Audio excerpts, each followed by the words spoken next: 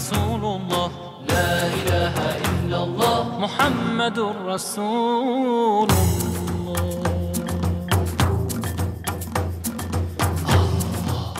সুপ্রিয় দর্শক শ্রোতা, আসসালামু আলাইকুম ওয়া রাহমাতুল্লাহি ওয়া বারাকাতুহু। মহান আল্লাহ তাআলার অনেক অনেক শুকর এবং সুজুদ আদায় করছি, সাথে সাথে রাসূল করিম সাল্লাল্লাহু আলাইহি ওয়াসাল্লামের প্রতি অসংখ্য দরুদ ও সালাম অত্যন্ত বিনীতভাবে পেশ করছি। শুরু করছি ইরানি বোরকা বাজার নিবেদিত বৈশাখী টেলিভিশনের নিয়মিত সাপ্তাহিক আয়োজন হৃদয়ে জুমাবার অনুষ্ঠান। সুপ্রিয় দর্শক শ্রোতা, আপনাদের সকলকে সুস্বাগত জানিয়ে আলোচনা শুরু করছি। আপনারা জানেন আমরা এই আলোচনা করে থাকি নির্ধারিত একটি বিষয়ের উপর ভিত্তি করে, আর একজন সম্মানিত আলোচক এর উপর আলোচনা করেন। এরই ধারাবাহিকতায় আজ আমরা যে বিষয় নির্ধারণ করেছি তা হলো স্ত্রীর উপর স্বামীর হক বা অধিকার। এবং এ বিষয়ে আলোচনা করার জন্য আমাদের আমন্ত্রণে স্টুডিওতে উপস্থিত হয়েছেন মৌলানা মুফতি আল আমিন, সম্মানিত প্রিন্সিপাল, নূরে মদিনা মাদ্রাসা, গাজীপুরা, টঙ্গী। আপনাকে স্বাগত জানাচ্ছি। জি, আপনাকেও স্বাগতম। আসসালামু আলাইকুম। কেমন আছেন? আলহামদুলিল্লাহ, আল্লাহ ভালো রেখেছেন স্যার। স্ত্রীর উপর স্বামীর হক বা অধিকার, জি, মেহেরবানি করে যদি ইসলাম কি বলে এ বিষয়ে কিছু বলেন। হামিদা ও মুসাল্লিয়া ও মুসাল্লিমা, আসলে স্বামীর অধিকার এটা অনেক বড় একটা অধিকার, এবং পবিত্র কোরআন শরীফেই আল্লাহ তাআলা সূরা নিসা-এর 34 নং আয়াতে ইরশাদ করেন, আউযু বিল্লাহি মিনাশ শাইতানির রাজিম, বিসমিল্লাহির রহমানির রহিম, আর রিজালু কাওয়ামুনা আলান নিসা বিমা ফাজ্জালাল্লাহু বা'যাহুম আলা বা'য। অর্থাৎ আল্লাহ তাআলা পুরুষ জাতিকেই কর্তৃত্ব দান করেছেন নারী জাতির উপর।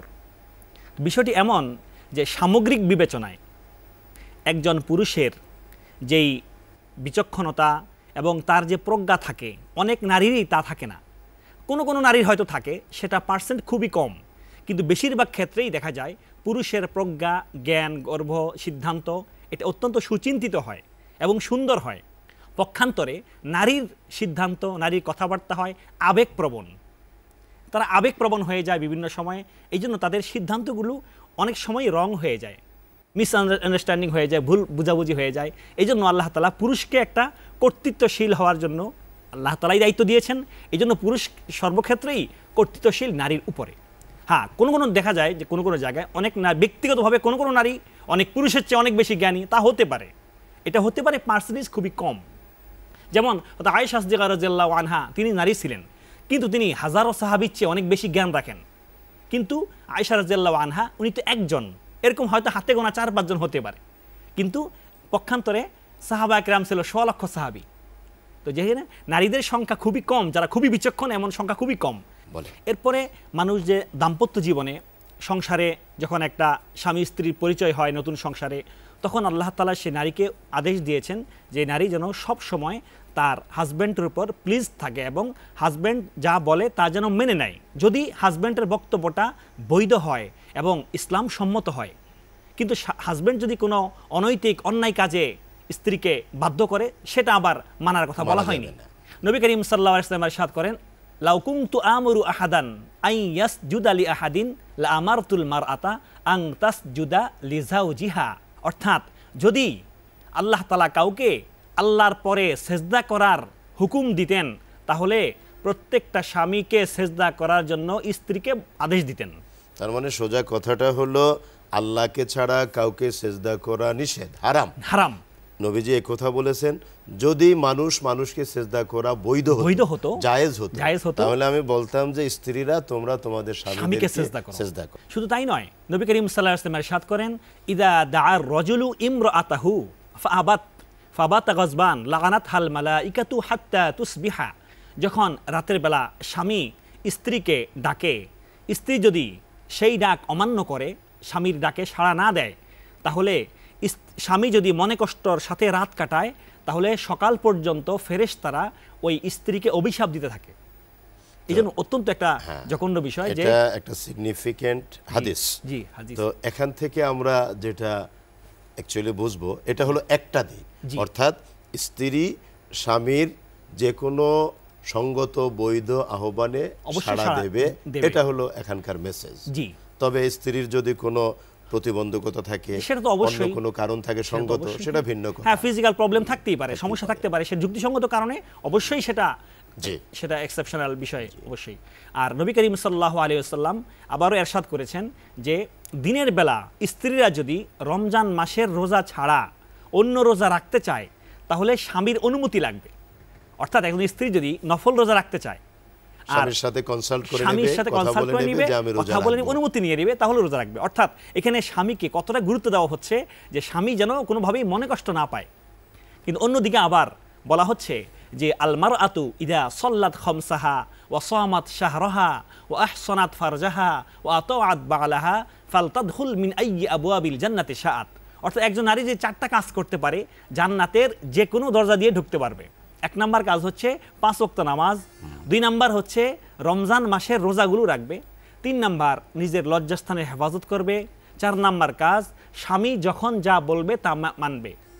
এই 4টা কাজ যদি কেউ করতে পারে কোনো মহিলা, তার জন্য জান্নাতের সবগুলো দরজা খোলা তাহলে থাকবে। এখানে আমরা যেটা বুঝলাম, জি। প্রথম দুইটা তো সবাই বোঝে, জি। নামাজ রোজা, নামাজ, ওকে, রোজা। ফাইন। জি। তৃতীয়টা হচ্ছে তার লজ্জাস্থানের হেফাজত, হেফাজত, জি। দ্যাট ইজ সামগ্রিকভাবে নারীর যে নারী সুলভ বৈশিষ্ট্য, জি। ওটাকে যাতে হেফাজত। হেফাজত করে, জি। আর 4 নম্বর হলো স্বামীর স্বামীর খেদমত। কথা মানতে হবে এবং স্বামী যখন যা বলে কাজটা যদি বৈধ হয়, হ্যাঁ, যুক্তিসঙ্গত সেটা হয়, মেনে লজিক্যাল চলা, হয়, সেটা সেটা মেনে চলা। মেনে নিতে হবে। কিন্তু যদি না মানে, যদি বেশকম করে, তাহলে কিন্তু গুনাহ হবে, হ্যাঁ, কারণ উভয়ের মধ্যে দূরত্ব তৈরি হয়। দূরত্ব তৈরি হবে। নবী করিম সাল্লাল্লাহু আলাইহি ওয়াসাল্লাম বলেছেন এই কথা, আইয়ুমা ইমরাতিন মাতাত ওয়া যাওজুহা আনহা রাজিন দাখালাতিল জান্নাহ। অর্থাৎ কোন মহিলা যদি এই অবস্থায় মারা যায় যে তার স্বামী তার উপর সন্তুষ্ট ছিল, তাহলে আল্লাহ তাআলা তাকে জান্নাত দান করবেন। আবার উল্টাটাও আছে। হ্যাঁ, উল্টাটাও আছে যে খেয়ারুকুম লিআহলিহি, তোমাদের মধ্যে সর্বোত্তম ওই ব্যক্তি যেই ব্যক্তি তার স্ত্রীর কাছে উত্তম। সেটাও হাদিস আছে, এটাও হাদিস। এটা হাদিস। কিন্তু যেহেতু আমার আলোচ্য বিষয় হচ্ছে স্বামীর অধিকার, সেজন্য আমি শুধু ওই এক সাইডে আলোচনা করছি। আবার ঠিক আপনার ওই কথাটা স্ত্রীর উল্টা দিকেও প্রযোজ্য আছে, যেমন তার স্বামী তার প্রতি অসন্তুষ্ট, জি। এ অবস্থায় স্ত্রী মাফ চেয়ে নিল না, তার সন্তোষ অর্জন ছাড়াই মৃত্যুবরণ করলো, সেই ক্ষেত্রেও স্ত্রীর কিন্তু কড়া শাস্তির হুঁশিয়ারি আছে। পরাশাস্তি হুঁশিয়ারি আছে। তো আসলে এই স্বামীর অধিকারটা অনেক ব্যাপক। স্বামীকে কোনো সময় কষ্ট দেওয়া যাবে না। এমনকি নবী করিম সাল্লাল্লাহু আলাইহি ওয়াসাল্লাম বলেছেন, তোমাদের স্বামীরা যখন ঘরে আসে, ঘরে আসার পূর্বেই যেন স্ত্রীরা সুন্দর কাপড় চোপড় পরে রেডি থাকে, সুন্দর যেন পরিপাটি হয়ে রেডি থাকে। অর্থাৎ স্বামী দরজা খোলা মাত্র আসসালামু আলাইকুম রাহমাতুল্লাহ বলার সাথে সাথে স্ত্রীর চেহারার দিকে তাকিয়ে যেন স্বামী সন্তুষ্ট হয়ে যায়, স্বামী যেন ভালো লাগে।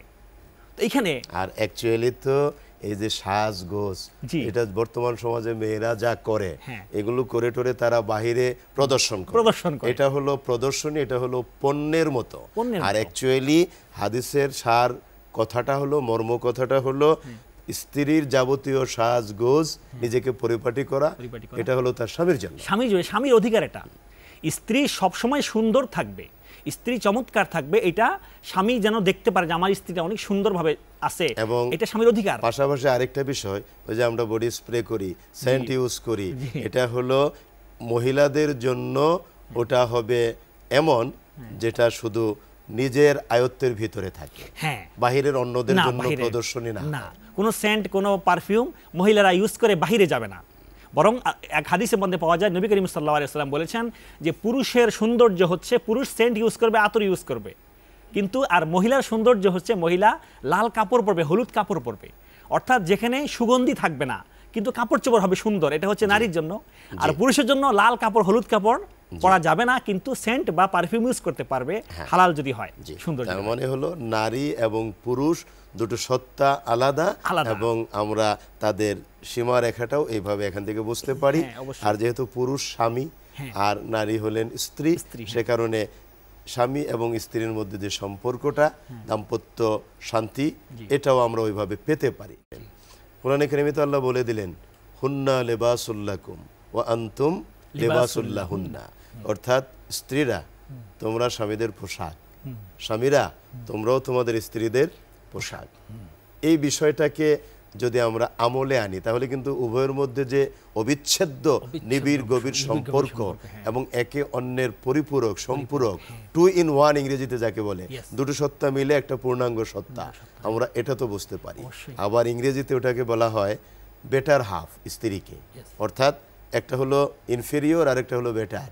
এর মধ্যে স্বামী ইনফেরিয়র কিন্তু স্ত্রী হলো বেটার। অতএব বেটারটার সম্মান করতে হবে, কদর করতে হবে, এর হেফাজত করতে হবে। এর পাশাপাশি বেটার হাফ যেন স্বামীর হকটাও ভালো মতো বুঝে উপলব্ধি করে ওই দিকে মনোযোগ দেয়, এটাও বেটার হাফের মনে রাখতে হবে। এবার যদি আপনার বাকি কথা বলে, পবিত্র কোরআন শরীফে যে আল্লাহ তাআলা বললেন হুন্না লিবাসুল্লাকুম আনতুম লিবাসুল্লাহুন্না, অর্থাৎ স্ত্রীরা তোমাদের পোশাকের মতো আবার তোমরাও তাদের পোশাকের মতো। অর্থাৎ পোশাক যেমন গায়ের সঙ্গে লেগে থাকে, স্বামী স্ত্রী জীবনের পরিচয়ের প্রথম দিন থেকে শেষ মৃত্যু পর্যন্ত একে অপরের সঙ্গে লেগে থাকবে। সুখে দুঃখে দিনে রাত্রে কার কি দরকার, কখন কি দরকার, একে অপরের কোঅপারেট হবে, একে অপরের আন্তরিকতাপূর্ণ ব্যবহার করবে। হয়তো আয়েশা সিদ্দিকা রাদিয়াল্লাহু আনহার একটা হাদিস যদি আমরা জানতে পারি তাহলে বুঝতে পারবো আসলে স্বামী স্ত্রীর কত কোঅপারেট হওয়া দরকার, আবার স্ত্রী স্বামীর জন্য কত সহযোগী হওয়া দরকার। এটা আয়েশা সিদ্দিকা রাদিয়াল্লাহু আনহার হাদিস থেকে আমরা বুঝতে পারবো।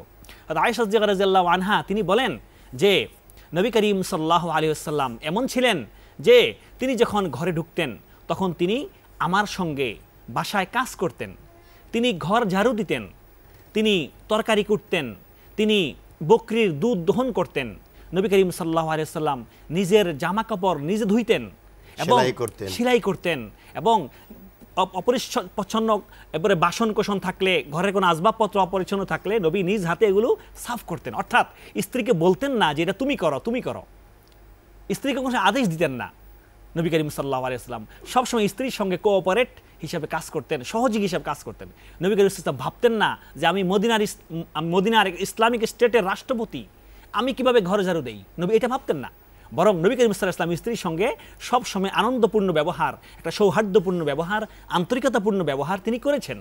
তার মানে উভয়ের যে অবিচ্ছেদ্য সম্পর্কটা, এটা তো আমরা রাসূল করিম সাল্লাল্লাহু আলাইহি ওয়াসাল্লামের এবং উম্মাহাতুল মুমিনিনদের মধ্যে যে সম্পর্ক এখান থেকে পাই।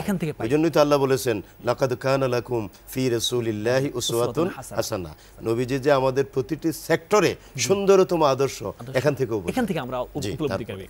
এরপর নবী করিম সাল্লাল্লাহু আলাইহি ওয়াসাল্লাম সবসময় স্ত্রীদেরকে খুশি রাখার চেষ্টা করতেন। এক হাদিসে পাওয়া যায়, হযরত আয়েশা সিদ্দিকা রাদিয়াল্লাহু আনহা বলেন কথা যে আমি যখন আমার গায়ের গঠন যখন হালকা ছিল, আমি যখন চিকন ছিলাম, তখন নবী করিম সাল্লাল্লাহু আলাইহি ওয়াসাল্লাম আমার মনোরঞ্জনের জন্য বললেন, আয়েশা চলো আমরা দৌড় প্রতিযোগিতা করি, এখান থেকে আমিও দৌড় দিই তুমিও দৌড় দাও, যে আগে যেতে পারে সে ফার্স্ট। তো আয়েশা সিদ্দিকা রাদিয়াল্লাহু আনহার তিনি ছিলেন এই গঠনে একটু হালকা ছিলেন, আর নবী করিম সাল্লাল্লাহু আলাইহি ওয়াসাল্লামের স্বাস্থ্য ছিল ভারী। তো দৌড় দিলেন, আয়েশা সিদ্দিকা রাদিয়াল্লাহু আনহা ফার্স্ট হয়ে গেলেন। অনেক দিন পরে আয়েশা সিদ্দিকা রাদিয়াল্লাহু আনহা যখন ওনার শরীর ভারী হয়ে গেল, নবী তাকে বললেন যে আজকে চলো আমরা আবার দৌড় দিই, দেখা যাক কে ফার্স্ট হয়। পরে দুইজনই দৌড় দিল, নবী করিম সাল্লাল্লাহু আলাইহি ওয়াসাল্লাম আজকে ফার্স্ট হয়ে গেলেন। নবী করিম সাল্লাল্লাহু আলাইহি ওয়াসাল্লাম বলেন, আজকে আয়েশা তোমার সেই দিনের আজকে আমি প্রতিশোধ নিলাম। এই যে একটা দুইজনের মধ্যে আন্তরিক সম্পর্ক, হৃদ্যতাপূর্ণ সম্পর্ক, অর্থাৎ একে অন্যকে খুশি করার জন্য, আনন্দ দেওয়ার জন্য এই যে নিজেদের ভিতরে একটা প্রতিযোগিতা, একটা মনোরঞ্জন, একটা আন্তরিকতা, ইসলাম এই দীক্ষা দেয়, এই শিক্ষা দেয়। এবং স্ত্রীদেরকে নবী করিম সাল্লাল্লাহু আলাইহি ওয়াসাল্লাম কখনো মারেননি।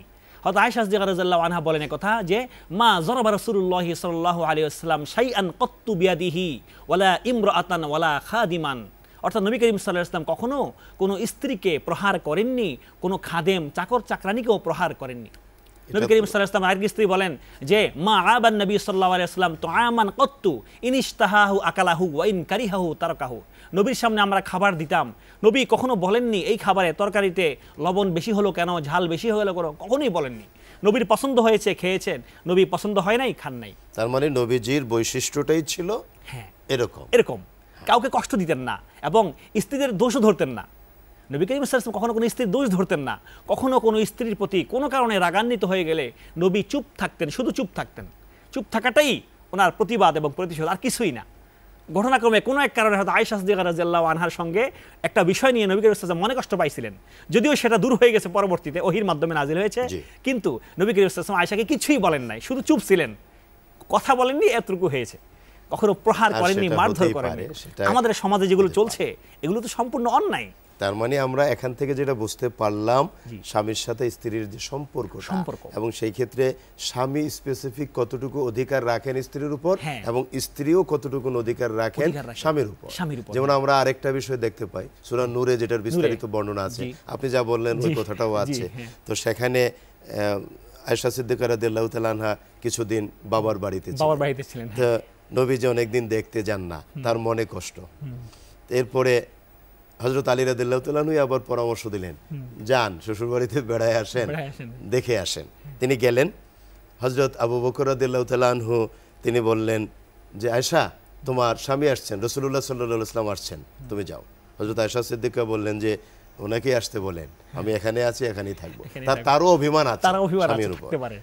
হযরত আবু বকর রাদিয়াল্লাহু তাআলা আনহু তো একেবারে চিন্তিত হয়ে গেলেন, রাসূলুল্লাহর সাথে এরকম আচরণ, উনি মনে কষ্ট পাইলেই তো খবর আছে। আয়েশা সিদ্দিকা বললেন, বাবা আপনি তো একদিক দেখলেন আর একদিক দেখলেন না, মুদ্রার যে দুইটা পিঠ, একটা হলো তিনি রাসূলুল্লাহ সাল্লাল্লাহু আলাইহি ওয়াসাল্লাম, সেজন্য তাকে সর্বোচ্চ সম্মান তো করতেই হবে। অন্য পিঠ কেন দেখেন না? তিনি শুধু রাসূলুল্লাহ না, তিনি তো আমার স্বামীও। সুতরাং তার উপর আমার যে অধিকারটা আছে, তিনি এখানে আসুন। নবীজি গেলেন, এবং নবীজি বলেন, আবু বকর, আয়েশা ঠিক বলেছে। এই যে বিষয়টা, স্বামী স্ত্রীদেরও মান অভিমান থাকতে পারে, স্বামীদেরও থাকতে পারে। এখানে একটা মিউচুয়াল আন্ডারস্ট্যান্ডিং এর মাধ্যমে উভয়ের মধ্যে সমঝোতা, আর এটাই হলো সুন্দর সংসার। এবং পরস্পরের শ্রদ্ধা করতে হবে, সম্মান করতে হবে, এবং একে অপরের ভুল ত্রুটিগুলো মাফ করে দিতে হবে, পারস্পরিক শ্রদ্ধা থাকতে হবে। এই বিষয়ে একটা ঘটনা বলি। হয়তো ওমর রাদিয়াল্লাহু আনহু, তিনি ছিলেন খলিফাতুল মুসলিমিন ওমর রাদিয়াল্লাহু আনহুর যুগে। তো তিনি ছিলেন মুসলিম যেই রাজ্য এর রাষ্ট্রপতি ওমর রাদিয়াল্লাহু আনহু। ওনার কাছে এক সাহাবী, খলিফাতুল মুসলিমিন, তো তিনি একবার এই ঘরে ছিলেন, এমন টাইমে এক সাহাবী একটা বিচার নিয়ে আসছে স্ত্রীর বিরুদ্ধে, যে তার স্ত্রী তার কথা শুনে না, তাকে ধমকাধমকি করে। এই বিষয়টা নিয়ে ওমর রাদিয়াল্লাহু আনহুর কাছে বিচার নিয়ে আসছিলেন। তো যখন ওমরের ঘর পর্যন্ত আসলেন, ওমরের দরজা পর্যন্ত আসলেন, তখন দেখলেন যে দরজার ভিতর থেকে ওমর রাদিয়াল্লাহু আনহুর স্ত্রীও ওমর রাদিয়াল্লাহু আনহুর সাথে একটু জোরে কথা বলতেছে বা রাগ হয়ে কথা বলতেছে। ওমর চুপ ছিলেন ওই টাইমে। সাহাবী যখন দেখলেন যে ওমর চুপ, অথচ তার স্ত্রী তার সঙ্গে একটু কটু কথা বলতেছে, ওমর চুপ, কোনো জবাবই দিচ্ছেন না, তখন ওই সাহাবী বিচার না দিয়ে উল্টা চলে গেলেন। তো চলে যাওয়ার সময় ওমর রাদিয়াল্লাহু বুঝতে পারলেন কেউ এসেছিল। ওমর দরজা খুললেন, ডাকলেন যে ভাই তুমি কেন এসেছিলে? বলল যে ভাই আমি এই জন্য এসেছিলাম যে আমার স্ত্রী আমার সঙ্গে খারাপ ব্যবহার করে, এখন আমি আপনার কাছে বিচার দিতে আসছিলাম, কিন্তু আপনি দেখলাম যে ঘরের মধ্যে আপনার স্ত্রীও আপনাকে একটু রাগান্বিত হয়ে কথা বলছে, আপনি চুপ ছিলেন, সুতরাং আমার এর জবাব পেয়ে গেছি, আমার কিছু বলা লাগবে। ধন্যবাদ। তাহলে আপনার এই আলোচনা থেকে আমরা সুন্দর একটা মেসেজ পেলাম, আমাদের দর্শক শ্রোতা যেন বিষয়টা এইভাবে বিবেচনা করেন। আপনাকে অনেক অনেক ধন্যবাদ, মোবারকবাদ, আমাদের আমন্ত্রণে সাড়া দিয়েছেন।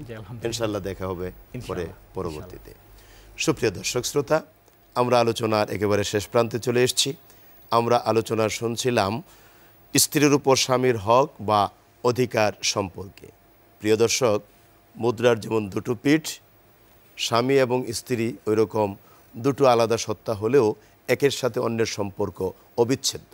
স্বামী যেমন স্ত্রীর কাছ থেকে খেদমত চাবে, আশা করবে, পাশাপাশি স্ত্রীও স্বামীর কাছ থেকে ভালো আচরণ, উত্তম আচরণ, সুসম্পর্ক আশা করবে। অতএব এই যে টু ওয়ে ট্রাফিক, দ্বিমুখী নীতি, একের প্রতি অন্যের দরদ, ভালোবাসা, আন্তরিকতা, শ্রদ্ধাবোধ, এটাই পারে আমাদেরকে একটি সংসারের শান্তিপূর্ণ মাত্রায় এনে দিতে। এবং এভাবে যদি প্রতিটি পরিবার আদর্শ পরিবার হয়, আমাদের সমাজটা হবে আদর্শ সমাজ। আল্লাহ রাব্বুল আলামিন বিষয়গুলো বোঝার সুযোগ আমাদেরকে তৈরি করে দিন। আমিন। আসসালামু আলাইকুম ওয়া রাহমাতুল্লাহ।